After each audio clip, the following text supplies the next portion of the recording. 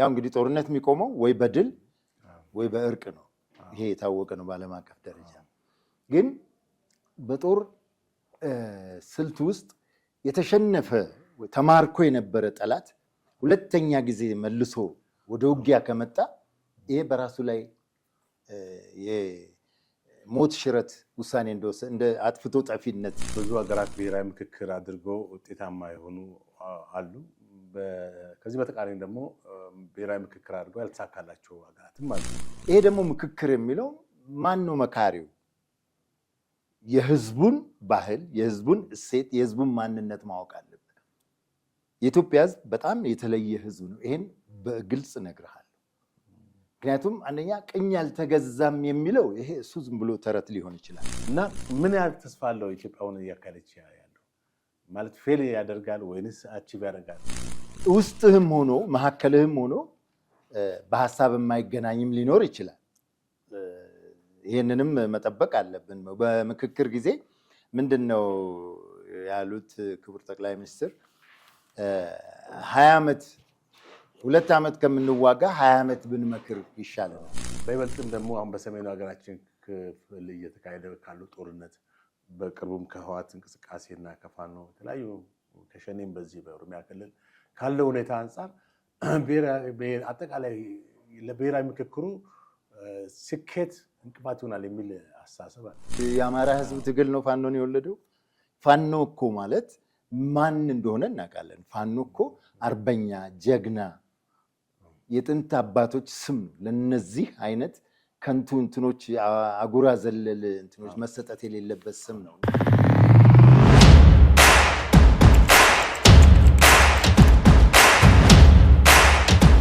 ጤና ይስጥልኝ ውድ ተመልካቾቻችን፣ እንዴት ሰንብታችኋል? እንደምን ከርማችኋል? ይህ ዘኢትዮጵያ ሚዲያ ነው። በዛሬው ዘኢትዮጵያ ሚዲያ እንግዳ አድርገን ያቀረብላችሁ ደራሲና ጋዜጠኛ አቶ ጌታቸው ታደሰን ነው። አቶ ጌታቸው ታደሰ ከዚህ በፊት ወደ 4 መጽሐፍትን ለአንባቢያን አበርክተዋል። ሁለቱ መንፈሳዊ ይዘት ያላቸው ሲሆን አንዱ በመካከለኛው ምስራቅና በዓለም አቀፍ ጉዳይ ላይ ሰፊ ትንተና የሚያቀርብ ነው። እንዲሁም ደግሞ መጨረሻ የዕፅ ቅብብሎች በሚል የትውልድ ክፍተትን የሚያስታርቅ ማለትም የቀደመው ትውልድና አሁን ያለውን ትውልድ የሚያግባባ መጽሐፍ የዕፅ ቅብብሎች በሚል መጽሐፍ ደርሰዋል ማለት ነው። እንዲሁም በሬዲዮ ፕሮግራም ላይ ደግሞ የተለያዩ ወጣቶችን አስመልክተው የተለያዩ ፕሮግራሞችን ያቀርባሉ። እንግዲህ ከአቶ ጌታቸው ታደሰ ጋር በሀገራችን ወቅታዊ የፖለቲካ ጉዳይ ላይ ቆይታ የምናደርግ ነው ይሆናል። እኛም ጥያቄ እናቀርብላቸዋለን። የምናቀርብላቸው ጥያቄ እሳቸው እንግዲህ ማብራሪያ ይስጣሉ ማለት ነው። እንደምን ሰነበቱ አቶ ጌታቸው? በጣም ደህና እግዚአብሔር ይመስገን። በጣም አመሰግናለሁ። እንግዲህ ወደ ጥያቄያችን እናመራለን።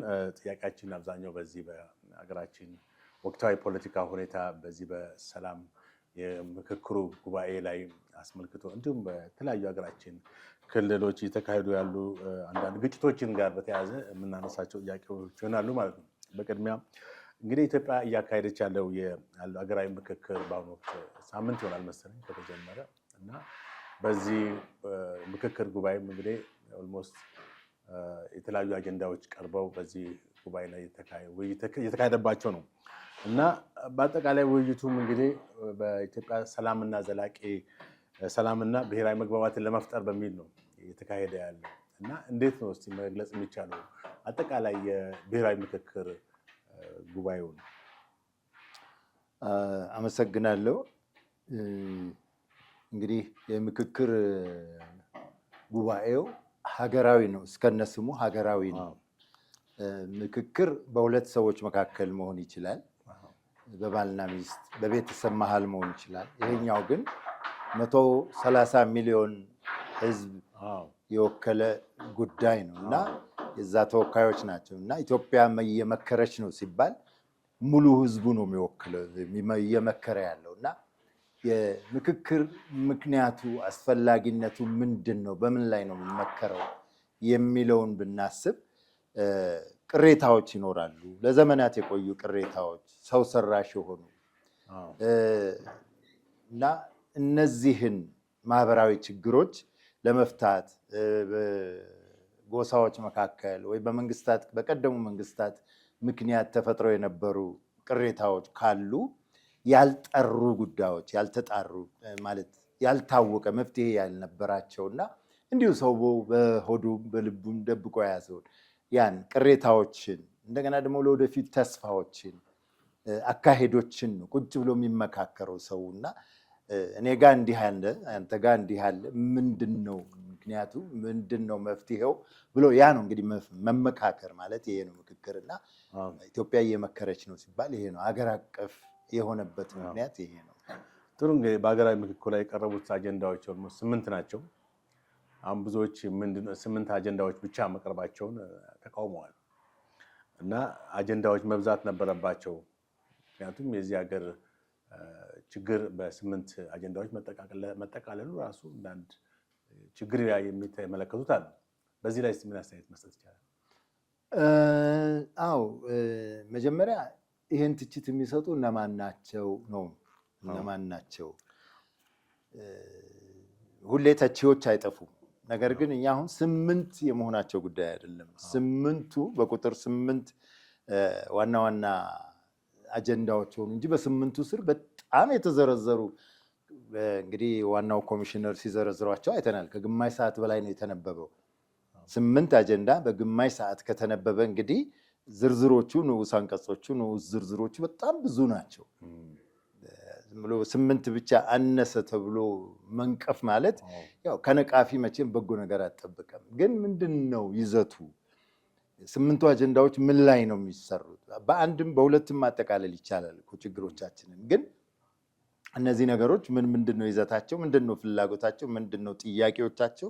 የያዙት አጀንዳዎቹ ምን ርዕሶችን ነው የያዙት የሚለው ነውና በጣም ተተንትኗል። እንደውም ብዙዎቹን የማናስታውሳቸው ናቸው እና የቁጥሩ ጉዳይ አይደለም የይዘታቸው ጉዳይ ነው። ጥያቄዎቹ በእርግጥ ሁሉም ጥያቄዎቻችን ተነስተዋል፣ እዛ ውስጥ ተካተዋል አጀንዳዎች። ምክንያቱም ከሰሜን እስከ ደቡብ ከምስራቅ እስከ ምዕራብ እንግዲህ 130 ሚሊዮን አንድ አይነት ባህሪ አንድ አይነት ጥያቄ አይኖረው። እነዚህ ሁሉ ተካተዋል። አንዱ ጋር ያለው ቅሬታ አንዱ ጋር ላይኖር ይችላል። አንዱ ያለው ልማት ሌላው ጋር ችግር ሊሆን ይችላል እና እነዚህ ነገሮች እንግዲህ ተጠቃለው ሲመጡ ስንቱን አካቶ ስንቱን እንጂ ብዙ ጥያቄዎች ተነስተው ሊሆን ይችላል። ተጨምቀው ለዚህም ነው 4 ዓመት የፈጀው። ግማሹ እንደውም 4 ዓመት ሙሉ ምን ሲሰሩ ቆዩ ሲሉም የነበሩ ሰዎች አሉ። እንዴት በ4 ወር ማለቅ የሚችለውን 4 ዓመት ሙሉ ሲሉ የሰማኋቸው አሉ። አንድ ትልቅ ጎምቱ ፖለቲከኛ ነኝ ባይ በኮቴሽን ሲሉ ሰምቻለሁ። እና ለሚተች ለተቀማጭ ሰማይ ቅርቡ ነው እና ሐሳቦቹን ነው ማየት ይዘቶቹን ነው ማየት እና እሱን ስናይ ገና እኮ ከዚህ ውስጥ ደግሞ ሌላ ጥያቄ ይወጣል። ከነዚህም ትንትኖቹ ውስጥ ሜጀር ዋና ጥያቄ ሆነው ሊወጡ የሚችሉ ይኖራሉ እና የትችቱ ጉዳይ ምንም አይደንቀኝም። ጥሩ እንግዲህ በዓለም ላይ ብዙ ሀገራት ብሔራዊ ምክክር አድርገው ውጤታማ የሆኑ አሉ። ከዚህ በተቃራኒ ደግሞ ብሔራዊ ምክክር አድርገው ያልተሳካላቸው ሀገራትም አሉ። ለምሳሌ ብሔራዊ ምክክር አድርገው ከተሳካላቸው እንደ ደቡብ አፍሪካ፣ ቱኒዚያ የመሳሰሉ ሊጠቀሱ ይችላሉ። ፌል ካደረገባቸው ሀገሮች ደግሞ እንደ የመን፣ ሳውት ሱዳን የመሳሰሉ ሊጠቀሱ ይችላሉ። እና ምን ያህል ተስፋ አለው ኢትዮጵያውን እያካሄደች ያለው ማለት ፌል ያደርጋል ወይንስ አቺቭ ያደርጋል ብለን እንጠብቃለን? መቼም አንድን ነገር ሲጀምር በተስፋ ነው የምትጀምረው። ማንም ሰው ችግኝ ሲተክል ያድግልኛል። ገበሬ እኮ እህል ሲዘራ በደረቅ መሬት ላይ ፈጣሪን ታምኖ ነው እንትን የሚለው፣ ግን ይበቅላል። ሂደት ነው፣ የተፈጥሮ ሂደት ነው። ይሄ ደግሞ ምክክር የሚለው ማን ነው መካሪው? የህዝቡን ባህል፣ የህዝቡን እሴት፣ የህዝቡን ማንነት ማወቅ አለበት። የኢትዮጵያ ህዝብ በጣም የተለየ ህዝብ ነው። ይሄን በግልጽ እነግርሃለሁ። ምክንያቱም አንደኛ ቅኝ አልተገዛም የሚለው ይሄ እሱ ዝም ብሎ ተረት ሊሆን ይችላል። አልተገዛንም፣ ልክ ነው። ግን ላለመገዛቱ ምንድን ነው እሴቱ? ማን ነው የኢትዮጵያ ህዝብ? ምንድን ነው? እኔ በመጽሐፍ ቅዱስ አምናለሁ። መጽሐፍ ቅዱስ አባባል ነብር ዥንጉርጉርነቱን ኢትዮጵያዊ መልኩን ነብር ዥንጉርጉርነቱን ይቀይር ዘንድ አይችልም ሲል ውስጣዊ ማንነቱን የኢትዮጵያ ህዝብ ብልህ ህዝብ ነው፣ ኃይለኛ ህዝብ ነው። ስለ ውስጡ ኃይለኛ ነው፣ ውስጡ ጎበዝ ነው፣ ውስጡ ጀግና ነው፣ ውስጡ እና ጠንካራ ህዝብ ነው። አንደኛ የእምነት ህዝብ ነው፣ በፈጣሪው ያምናል። ያ ነገር አለ። ከሌሎቹ ባህሎች ልትለየው የምትችለው ራሱን የቻለ ህዝብ ነው። ብርቱነት እዚህ ጋር ነው የሚጀምረው እና ፍትህ የሚያውቅ ፍትህ የሚፈልግ ህዝብ ነው። ለምሳሌ አንድ ምሳሌ ልስጥ። ሁለት የተጣሉ ሰዎች በነፍስ የሚፈላለጉ የተጣሉ ሰዎች በጥንቱ ቁራኛዬ ተብሎ ወደ ዳኛ ጋር ወደ ሸንጎ ለመሄድ ሲፈልግ ጨርቆቹን የነጠላዎቻቸውን ጫፍ ያስተሳስሯቸውና ሂዱ እንዲህ አይነት ቦታ ይሏቸዋል። ሁለት በነፍስ የሚፋለጉ ሰዎች ፍትህ ፍለጋ ግን ተማምነው ተቻችለው አብረው እየተኙ አብረው እያሉ ይሄ የብልህነት ይሄ የአስተዋይነት የትልቅነት ምልክት ነውና ይቻላል። የኢትዮጵያ ህዝብ መክሮ ያመጣል። እንዲያውም እንድትይዝልኝ የምፈልገው ከዚህ ምክክር ኮሚሽን ከዚህ ታላቅ ጉባኤ አድዋ 3ን እንደምንፈጥር ተስፋ አድርጋለሁ። አድዋ አንደኛው ዋናው ነው።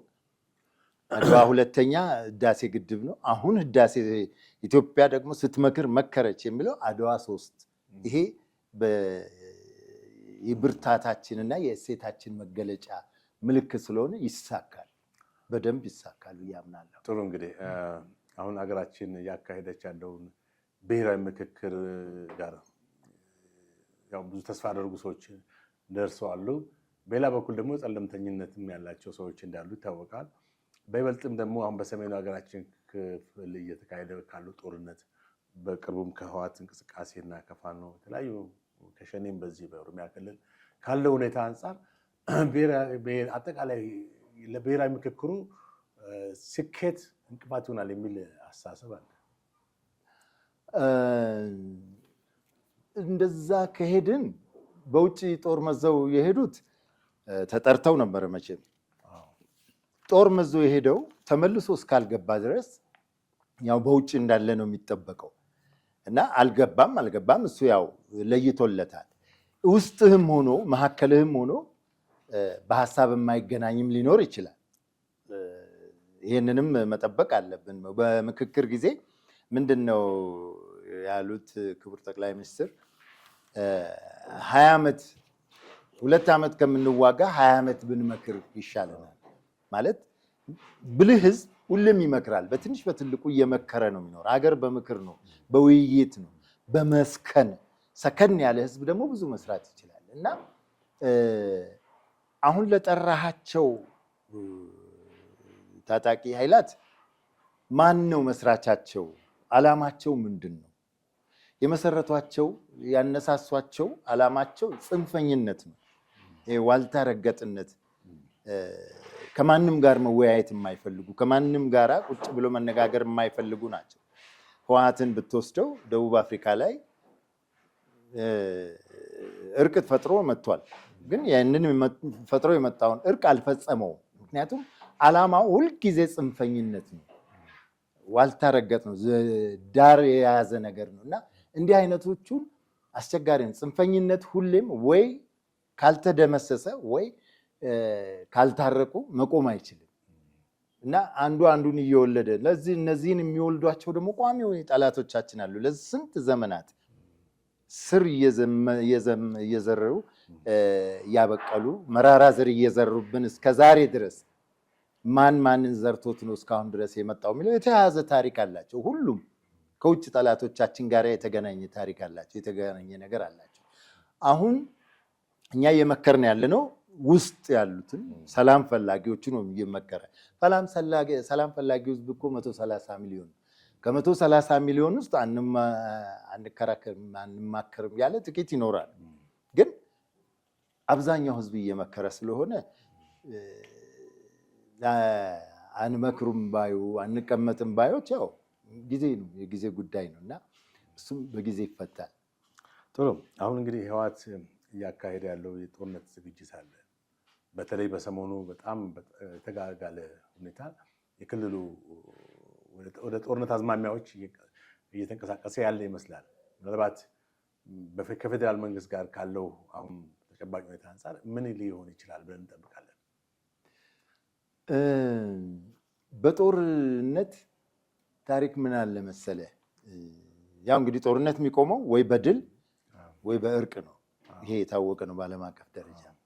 ግን በጦር ስልት ውስጥ የተሸነፈ ተማርኮ የነበረ ጠላት ሁለተኛ ጊዜ መልሶ ወደ ውጊያ ከመጣ ይሄ በራሱ ላይ የሞት ሽረት ውሳኔ እንደወሰነ እንደ አጥፍቶ ጠፊነት ወይ ደግሞ እንትን ነው የሚቆጠረው እና ሞት ወስኖ ነው ለራሱ የመጣው። ተማርኮ የተለቀቀ ወታደር ተመልሶ ጦር ሜዳ ከተያዘ እንደሱ አይነት ነው እና አሁን ህወሓትን ወክለው ወይ ደግሞ ህወሓት ሊዋጋ የሚነሳው ከጉድጓድ ውስጥ ከገደል ውስጥ ተይዘው የወጡ ሰዎች ናቸው። ተማርከው ታስረው እንደገና በምህረት ህዝብ ነው የለቀቃቸው። ከተለቀቁ በኋላ ነው ተመልሰው ደግሞ። ስለዚህ ይህ የደም ሱስ ያለባቸው በደም መሰረት ላይ የተመሰረቱ እንትኖች መቆሚያ የላቸውም። ሰላም የማይፈልግ ከሆነ አሁን ህዝቡ ነው እየተሰቃየ ያለው በስመ በጣም የሚገርመው 50 እና 60 ዓመት አሁንም ነፃ አውጪ ግንባር ነው ትህነግ አሁንም ነፃ አውጪ ግንባር 50 ዓመት ሙሉ እንኳን ወደ አንድ ነገር መቆም አልቻለም እና ሁልጊዜ የጦር ሱስ የጦርነት ሱስ ነው ያለው። መቼ ነው የሚቆመው? ህዝቡ እያለቀ ነው። ወጣቶች እናቶች አሁን 4-5 ልጆች ሰጥተው አየን እኮ በቀደም እዚህ ሰላማዊ ሰልፍ ወጥተው በቃን አለቅን 4 ልጅ 5 ልጅ የሞተባቸዋል። በጣም ያሳዝናል። የትግራይ ምንም ያልተጠቀመ ህዝብ ነው። በጣም የተጎዳ ህዝብ ነው። አሁንም በግድ ነው አፈሳ ለደርግም አልተመቸውም እኮ አልበጀውም። ግማሽ ሚሊዮን ጦር ይዞ ህዝብ ስላኮረፈ ነው ያው ኢህአዴግን ተቀብሎ ያስገባውና ጥሩ አይደለም። ቢበቃቸው እነዚህም በቅቷቸው ቀሪ ዘመናቸውን በሰላም ወደ ሞት ቢሄዱ ይሻላል። እነዚህ ህዝብ ከሚያስጨርሱ እንትን ከሚሉና ይልቅ ወደ ሰላም ቢመጡ ይሻላል ብዬ ነው ማስበው እንጂ የጦርነት አዋጅ ሁሌም ያለ ነው። ሁሌም እንዳወጁ ናቸው እና ለነሱ ጆሮ ባንሰጣቸው መልካም ነው ብዬ አስባለሁ። ኦኬ። ሌላው በአማራ ክልል የተንቀሳቀሰ ያለው ፋኖም ራሱ ለዚህ ለሰላም ምክክሩ ትንሽ እንቅፋት እንደሚሆን አንዳንድ ነገሮች የሚሰሙት እና ከዚህ ጋር በተያያዘ ፋኖ እና ህወሓት በጋራ የመሰረቱት ህብረት አለ። ምን ያመጣል ብለን እንጠብቃለን? ጽምዶ መስራቹ ማን ነው? ፋኖን የወለደው ማን ነው? እውነት የአማራ ህዝብ ትግል ነው ፋኖን የወለደው? ፋኖ እኮ ማለት ማን እንደሆነ እናውቃለን። ፋኖ እኮ አርበኛ፣ ጀግና የጥንት አባቶች ስም ነው። ለነዚህ አይነት ከንቱ እንትኖች አጉራ ዘለል እንትኖች መሰጠት የሌለበት ስም ነው እና እናቱን የሚገድል አክስቱን አጎቱን አፍኖ አግቶ ገንዘብ አምጡ የሚል በእንዲህ አይነት የጀግና ስም ሊጠራ አይገባም። እነሱንስ የወለዳቸው ማን ነው? ህወሓት እኮ ነው የወለዳቸው። እነዚህ የሻዕቢያና የህወሓት የግብፅ ግንኙነት አላቸው። ከነሱ ጋር ነው የተጣመሩት። ይሄ ለኢትዮጵያ ህዝብ አዲስ አይደለም። የሚያሳዝነው እንትን የሚለው መረረን፣ እኛ ጦርነት መሩናል፣ በቅቶናል ብሎ ህዝቡ መኖር ይፈልጋል። ግን በአንድም በሌላም በውስጥ በኩል ያስቸገሩን ደግሞ አሁን አስተዳደሩ ፓርቲ ውስጥ ያሉ በሽተኞች፣ ፓርቲ ውስጥ ያሉ መርዘኞች ናቸው። የራሳቸው ብልጽግና ፓርቲ መፈተሽ አለበት። እኔ ብዙ ጊዜ ጽፌያለሁ። ታውቃለህ አንተ አበሻ ወግ ላይ ብልጽግና ከኢሰፓ ምን ይማራል ብዬ የጻፍኩት በ2011 12 13 ምናምን ላይ ሁሉ በጣም ብዙ ነገር እንደዛ ስንጽፍ ነበር እና ኢሰፓን ደርግን የጣለው ኢሰፓ ራሱ ነው። ውስጡ ተቦርብሮ በገንዘብ በምናምን እንደዛ ነው ዛሬም እየተሰራ ያለው እና በተለይ ደግሞ ስለ ፋኖ በቀደም የአማራ ክልል ተመላሽ ወጣቶች ሲናገሩ ሰምተናል። ካህናት ናቸው ቺቺ ኡዚ ክላሽንኮቭ ላይ ባርከው በመስቀል አማትበው እንትን ብለው ሂዱ ተዋጉ የሚሉን እናጋልጦ እያሉ ሲናገሩ ነበር እና ማን ነው ሀገርን እያደማ ያለው? እኮ አሁን ባዕዱ አይደለም ባንዳው ነው ያስቸገረን እና ሁሉም በዚሁ የባንዳ ውልዶች ናቸው ሀገሪቱን እያመሷት ያሉት እና እነዚህ በቃ ሊባሉ ይገባል። ጥሩ። ሌላው ዶክተር ደብረጽዮን በቅርቡ የሰጡት መግለጫ ብቻችን አይደለንም፣ ፊት ብቻችን ነበር ስንዋጋ የነበረው፣ አሁን አጋር አለን በሚል ያው ጠቅሰዋል። ተጣምደናል እና ይሄ ምን ማለት ምን አንደምታ ይኖረዋል? አዎ ግብጽ ነች፣ ሻዕቢያ ነው። እነዚህ እኮ ድሮም ያልተኙልን ጠላቶቻችን ናቸው። የግብጽ ወላጆቿን ማን ናቸው እናውቃለን። የውጭ ኢምፔሪያሊስቶች እና ካፒታሊስቶች ናቸው። ኢትዮጵያ በተለይ በቀይ ባህር ላይ ባላት ጂኦግራፊያዊ አቀማመጥ ላይ ኢትዮጵያ ሰላም እንዳታገኝ አፍሪካን ኢትዮጵያ ሰላም ከሆነች አፍሪካን ትይዝብናል። አዎ አልቻሏትም። ጦርነት ውስጥ እያለች ነው አድዋን መሰረተች፣ ከነጮች ነፃ ወጣች። ጦርነት ላይ ያለች ድህነት ላይ ያለች ማንዴላን አሰለጠነች፣ ደቡብ አፍሪካ ነፃ ወጣ። ሙጋቤን አሰለጠነች፣ ዚምባብዌን ነፃ ወጣ። ኦኤዩን መሰረተች፣ አፍሪካን ያው ለዚህ ያበቃች ያለች ይህች ሀገር ነች እና በድህነቷም በመከራውም ሆና ለነፃነት የቆመ ህዝብ ስለሆነ ሌሎቹን ነፃ ያወጣል። ስለዚህ አይፈልጉም። ዋናዎቹ ጠላቶቻችን ሻዕቢያንም ህወሓትንም እነዚህ ትናንሾቹ የወጡትንም ቢሆን የሚወልዱብን እነዛው ከውጭ ያሉት ናቸው እና እነማን እንደሆኑ ጠላቶቻችን እናውቃለን ከውጭ ጀምሮ እና ስለዚህ ከማንም ጋር ተጣመሩ ከማንም ጋር ተጣመዱ እናውቃለን። ምን ይዘው እንደሚመጡ የት እንደሚደርሱ ይታወቃል። ይሄ ህዝብ ያውቃል። ጥሩ። ሌላው አንዳንድ ወገኖች ከትግራይ ጋር የሚካሄደው ጦርነት ያው ግድ እንደማይቀር ነው እየተናገሩ ያሉት። ከትግራይ ጋር አይደለም ከህወሓት ጋር ማነው ከህወሓት ጋር ይታረማ። የትግራይ ህዝብ እኮ ራሱም ከህወሓት ጋር እየተዋጋ ነው ያለው። ትክክል። አዎ። እና ከዚህ አንጻር በመንግስት ፌደራል መንግስቱ ምን ማድረግ ይገባዋል? ከዚህ በላይ ምን ያድርግ ፌደራል መንግስት? ታገሰ እኮ እየታገሰን ማለት ህዝብ አብሮ እኮ ከመንግስት ጋር ነው ያለው አይደለም። መንግስት ቢሳሳትም እንትን ቢልም እስከ መራን ድረስ ማገዝ አለብን። አብረን ነው የቆምነው።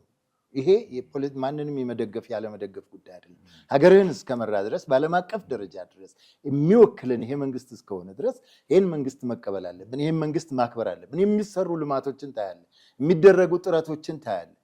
ሮም በአንድ ቀን አልተገነባችም ሲባል ሰምተናል። ኢትዮጵያ ድሃ እንደሆነች ይታወቃል ስሟ በኢኮኖሚዋ። ግን ድህነት ውስጥ የከተቷት እነዚህ የውጭ ጠላቶቻችን ናቸው። ሻዕቢያ አንድ እንትን ልንገርህ፣ የግብፅ ፓርላማ ላይ አንድ ትልቅ ሴናተር እኛ እስከ መቼ ነው ኤርትራን ተሸክም የምንኖረው? በቃን፣ ባለፈው አስገነጠልን፣ ያስገነጠልነው በቃ አሰብንም ወሰድን አልን፣ ጨረስን። አሁን ደግሞ ለምንድን ነው የምንረዳት ብሎ ሲጠይቀው የሆነ ጋዜጠኛ ወደን እኮ እኛ እኮ ለኤርትራ ብለን አይደለም ኢትዮጵያን እንድትተነኩስልን ነው ኤርትራን የያዝናት። እንግዲህ ወላጆቿ ማን እንደሆኑ የሻዕቢያ ወላጆች ተመልከት። ዛሬም ህወሓትን እየረዱ ያሉ እነሱ ናቸው። አብረው ተጣምደናል የሚሉት። አሁን ደግሞ ፊታችን ወደ ቀይ ባህር ማዞር ስንጀምር ግብፅ በአባይ በኩል ስንት ዓመት ስትነተርከን እንደነበረ እናውቃለን። ያ ተሳካ። የኢትዮጵያ ህዝብ ዳግማዊ አድዋ ብሎ ያኔ ጠቅላይ ሚኒስትር እንዳሉት የላቲን አሜሪካ አድዋ 2ን ገነባን፣ ህዳሴ ግድብን እና ያንን ሁሉ የሚያደርጉት እነሱ ናቸው። ለምን አሁን ደግሞ ፊታችንን ወደ ሁለተኛው ውሃ ወደ ቀይ ባህር ስንመልስ ደግሞ በዚያ በኩል ደግሞ ረፍት እንዳናገኝ ይሄ ሁሉ ኢትዮጵያ አርፋ እንዳትቀመጥ ነው። ኢትዮጵያ አርፋ ከተቀመጠች፣ ኢትዮጵያ ከበለጸገች ለሌላው አፍሪካ ሁሉ ትበቃለች። አሁን ከሚሰሩት ስራዎች ሁሉ እዚህ ከተማ ውስጥ ያለውን ብቻ ተው፣ ሌሎቹን አሁን አንተ ቀበና ሂድ። ቀበና እንኳን ጀልባ ሽንቱ ያሳልፍ ነበር። እኔ መጽሐፍ እየጻፍኩ ነው እሱ ላይ። የአዲስ አበባ ወንዞች፣ አዲስ አበባ ወንዝ የላትም፣ ህዝቡ በክሏቸዋል። የዚህ ጋር ያለውን የፍልውሃ ህዝብ ተነቅሎ 24 የገባው ጎርፍ አስወጋጅ የተባለውን እናውቃለን። በ70 ዓመተ ምህረት ላይ ስንት ህዝብ ከሪበከንቱ እስከ ጊዮን ድረስ ፈነቃቅሎ የሄደው ያ ሁሉ እንግዲህ ሽታው ቆሻሻው ምናምን ጊዮን ሆቴል ሁሉ ተዘግቶ ነበር ስንት ወር ሙሉ። ይሄንን ነው እንግዲህ አሁን የምናየው እያማረ ያለው ከተማው እያማረ ያለው እና በውጭም የምናየው የተሰሩትን እነ ጎርጎራን ተመልከት፣ እነ ወንጪን ተመልከት፣ እነ ኮይሻን ስንቱን ሁሉ ተመልከት። ሐረር ሂድ፣ ድሬዳዋ ሂድ፣ ሁሉም ጋር ከተሞች ሁሉ እያማሩ ናቸው። ሁሉም እና አርባ ምንጭን አሁን የትም ሀገር ታይቶ የማይታወቅ አይነት ስራ ነው እየተሰራ ያለው። አዲስ አበባ ብቻ ነው ይላል ተቃዋሚ። አዲስ አበባ ብቻ አይደለም፣ ሁሉም አቀፍ ሁሉ ጋር እየተሰራ ነው። የባህር ዳርን ተመልከት እንዴት እያማረች እንዳለ። ሁሉም አካባቢ በኦሮሚያ በደቡብ በሁሉም ጋር እየተሰራ ነው በአቅም። ይሄንን የት ሄዶ ነው ቆይ እስከዛሬ ድረስ ሳይሰራ ነው? ህወሓት 30 ዓመት አይደለም እንደ ኢትዮጵያን ሲያኝክ የነበረው? ምን ሰራ? ጠርጎ ነው ሄደው፣ ዘርፎ ነው ሄደው። አሁን ግን ተመልሶ አሁን የምናያቸው ልማቶች ሁሉ ህዝብ እያየ ነው፣ ወደድክም ጠላህ። እና ይህንን ነው መመልከት ያለብን። ኢትዮጵያ እየነቃች ነው። ኢትዮጵያ እየተንቀሳቀሰች ነው። ደግሞ ይሄ ሁሉ ሊሆን የሚችለው ፈጣሪ ረድቷት እንጂ ዝም ብሎ ማንም እንደሆነው አይደለም። ደግሞ ይስተካከል ነው። ትክክል እንዳሉት ያው ልማቱ በጣም በሰፊው ኮሪደር ልማቱ አለ። ሌሎች እርሻውን ብታየው፣ የወርቁን ልማት ብታየው፣ ማዕድኖችን ብታየው፣ ስንዴም መሰረተ ልማቶች ሰፊ ናቸው። ግን በአንዳንድ በኩል ደግሞ የህዝቡ ከልማቱ ጋር አብሮ አለመሄድ፣ ከተሞች ሲለሙ፣ ከተሞች ሲቀየሩ ህዝቡ አለመቀየሩ፣ በተለይ ደግሞ የኑሮ ጫናው ከጊዜ ወደ ጊዜ እየከፋ መምጣቱ መንግስትን የሚያስተቸው ሁኔታ ነው ያለው። አዎ ፕሮፖርሽናል አይደለም። ፕሮፖርሽናል አይደለም። አሁን ቅድም ብያለሁ፣ እቺ ሀገር ድሃ ነች። አሁን ይሄ ሁሉ እየተሰራ ያለው ድሃ ስል ይቅርታ አድርግልኝና በሀብት በተፈጥሮ ሀብት በጣም የበለጸቀች ብዙ ነገር ያላት ሀገር ነች። ያ እንዳይወጣ ነው ትግሉ። ያ እንዳናወጣ ያን አውጥተን እንዳንጠቀም ነው። በወርቅ በማዕድናት በሃይድሮኤሌክትሪክ በሁሉ ነገር እየተጀመረ ነው አሁን ያለው። ሁሉ ነገሮች እየተጀመሩ ናቸው። ይሄንን እያስተካከልክ እኮ ነው የምትሄደው። እኔ እኮ አሁን እኔ ተሳክቶልኝ አይደለም። እኔ ራሴ ብዙ የጎደለኝ ነገር አለ፣ ግን ተስፋ አለ። ምድሪቱ ብዙ ተስፋ አላት፣ ታላቅ ተስፋ አላት።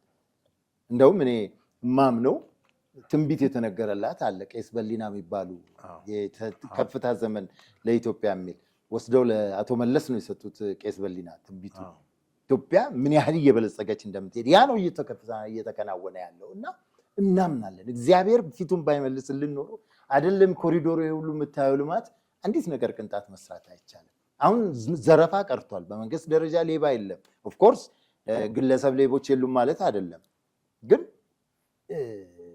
ይህ ሁሉ እየተሰራ ያለው ከሚመጣው ግብር ከሚመጣው እንትን ህዝብ አንድ ላይ የህዝብን አእምሮ መለወጥ ቀላል ነገር አይደለም። በእርግጥ የኑሮ ክብደት አለ፣ የኑሮ ጫና አለ፣ ሁሉም ላይ አለ። አሁን በዚህ በኢራን ጦርነት ጉዳይ ዓለም ሁሉ ነው የተንጫጫው አይደለም? በነዳጅ ጉዳይ ሁሉም ጋር ችግር አለ። ግን ችግሮችን በአንዴ አይደለም የሚቀረፈው። በአንድ ሌሊት ሁሉ ነገር አይቀረፍም። ቀስ በቀስ እነዚህ ሁሉ ልማቶች እነዚህ ሁሉ ኢንፍራስትራክቸሮች እየተስተካከሉ ሲሄዱ ልማቱም ይመጣል። እንደሚመጣ ደግሞ ተስፋ እናያለን፣ እያየን ነው። ብዙ ነገሮች ሊስተካከሉ ይገባል። እግዚአብሔር ይመስገን ድርቅ እንኳ ቀርቶልናል እኮ አሁን በስንዴ ራሳችን እየቻልን ነው። በብዙ ነገር ራሳችን እየቻልን ነው። ይህንን በተስፋ ነው ማየት ያለብን እና እየተሰሩ ያሉ ብዙ ልማቶች አሉ። ይሄ እንግዲህ ፍሬውን ገና ነው የምታየው። ህዳሴው ካለቀ ገና 1 ዓመቱ ነው አይደለም? የዚህን ፍሬ ገና እናያለን። ብዙ ነገሮች በአንድ ቀን እኮ የሚከናወን ነገር የለም። ሁሉ ነገር ያልቃል፣ ይስተካከላል። ካለቀ በኋላ እየተስተካከለ ይሄዳል። ጥሩ እንግዲህ በሀገራችን ሰላምና ዘላቂ ሰላምና ደህንነት ለማምጣት ከመንግስት ምን ይጠበቃል? ህዝቡስ ምን ማድረግ አለበት ብለው ይላሉ? መንግስት እንግዲህ ይሄ ምክክሩ አሁን ከምክክሩ አንድ የምጠብቀው ነገር አለ። እንዳልኩህ አድዋ 3ን እንጠብቃለን። ይሄ ምክክር አሁን በአንድ ቀን ያልቃል ማለት አይደለም። ይሄ የብዙ 100 ዓመታት የብዙ ሺህ ዓመታት ችግሮች ናቸው አሁን እየተመከረባቸው ያሉት።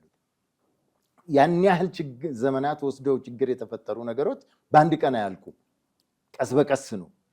አንዳንዱ አሁኑኑ ላይ ያልቅ ይችላል። ተመልሶ ወደ ህዝብ ሄዶ እንዲህ አይነት ነገር ሰምተናል፣ እንዲህ አይነት ጭብጥ አለው፣ እስቲ እንደገና ይሄንንም እንምከር፣ እዚሁ እርስ በርሳችሁ ተነጋገሩ ተብለናል። ወደ ህዝቡ የሚመልሱትም ጥያቄ ይኖራል። እዚህም የሚወስኑት ይኖራል ተወካዮቹ።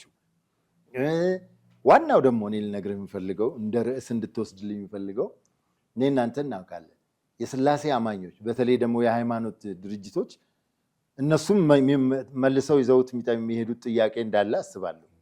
እነሱ ወደ ማን ነው ይዘው የሚሄዱት? ወደ እግዚአብሔር። ወደ እግዚአብሔር ሄደው ይሄን ነገር መቋጨት አልቻልንም መፍትሄ ስጠን ብለው እግዚኦ ማለት አለባቸው። ብዙ ጊዜ ጽፈናል፣ ታስታውሳለህ። ለአቡነ ጳውሎስም ጊዜ ጽፌያለሁ፣ ለብዙ አቡነ ማትያስም ጽፌያለሁ። ይሄ በይቅርታ የኢትዮጵያ ችግር አሁን የምናየው ችግር ሁሉ የኢትዮጵያ ችግር የመጣው በእምነት ቤቶች ችግር ምክንያት። የእምነት ቤቶች ከፈጣሪ ጋር አብረው መሄድ ስላልቻሉ ሌላውን ህዝብ መግዛት፣ ሌላውን ህዝብ ማስተማር አልቻሉ። የኢትዮጵያ ችግር መንፈሳዊ ችግር ነው። ምክንያቱም ባለፈው እናንተ ጋር የሰራነው ቪዲዮ አለ። ዓለምን የምትለውጥ ኦርቶዶክስ ቤተክርስቲያን ነች ያልኩህ። ያንን ርዕስ ስናወጣ ምን ማለት ነው? ኦርቶዶክስ ከተመለሰች ሁሉንም ይዛ መመለስ ትችላለች። ምክንያቱም ያለ ምክንያት ይቺ ቤተክርስቲያን እዚች ምድር ላይ አልኖረችም። ለብዙ ሺህ ዓመታት ተጠብቃ ኖራለች። ሀገሪቱንም ጠብቃ ኖራለች። አለበለዚያ ብዙ የሚወሯት እንትኖች እንግዲህ ነገሮች ነበር፣ እንግዳ ነገሮች ሊወሯት ይችላሉ። አሁንም ቢሆን ወደ አንድነት ተመጥቶ በፈጣሪ ፊት ይሄ ህዝብ ካልወደቀ እንደገና መካሪው ህዝብ ሌላውን ጉዳይ ወደየ ህዝቡ ይዞ ሲሄድ የሃይማኖት ቤቶች ደግሞ ወደ ፈጣሪ ተመልሰው አረ አልቻልንም፣ እኛም አቅቶናል፣ እባክህ መፍትሄ አምጣልን ብለው ህዝብ ይዘው በአደባባይ ወጥተው ንስሐ ቢገቡ የኢትዮጵያ ጉዳይ በአንድ ቀን ያልቃል፣ በአንድ ቀን ይቆማል። ፈጣሪ ፊቱን መልሶልናል። ግን መገዛት አልቻልንም። ሃይማኖት አባቶች ለእግዚአብሔር እየተገዙ አይደሉም። በተለያየ መንገድ ሽኩቻ አለ፣ እርስ በርስ መናቆር አለ። ያ ቀርቶ በአንድ ልብ ወደ እግዚአብሔር ከተመለሱ ይሄ ምክር ይሳካል፣ ሁሉ ነገር ይስተካከላል ብዬ አስባለሁ። በጣም አመሰግናለሁ አቶ ጌታቸው። እኔም አክብራችሁ ስለጠራችሁኝ እና ሀሳቤን እንድሰጥ ስለጋበዛችሁኝ እጅግ በጣም አመሰግናለሁ። ክብረት ይስጥልን። እሺ ወደ ተመልካቾቻችን ከደራሲና ጋዜጠኛ አቶ ጌታቸው ታደሰ ጋር ባደረግነው ቆይታ እጅግ ጠቃሚ መረጃዎች እንዳገኛችሁ ተስፋ አድርጋለሁ። ፕሮግራሙን አዘጋጅቼ ያቀረብኩላችሁ ጥላሁን አክሊሉ ነኝ። መልካም